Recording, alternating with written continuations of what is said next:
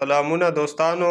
نن دا مازدیګر د توتیانو بچي ښیمه. دا ماشاءالله دې څلور بچي راوړي دي او دې کې نور کلرونه هم دي. دا دې ماشاءالله دا د بلې جوړې درې بچي راوړي. دا د کته راکوز کړي دي او ناست دي او دا اوس بیا په اګو سټارټینګ کوي. زما په خیال لا اګی نه دي اچولي او اوس زما په خیال نن سبا کې بیا اګی واچوي. دا پکې هغه بجري دي رنګارنګ چې کم دي دا هغه دي ماشاءالله د پلار کلر ته وګوره. دا پکې نور مختلف سپین کلرونه دي. دا مې ټول راغونډ کړي دي یو ځای ته ماشاءالله. دا به اوس د خیره ټول سپین به یو ځای کې لګومه، دا زیړ به بل ځای کې لګومه.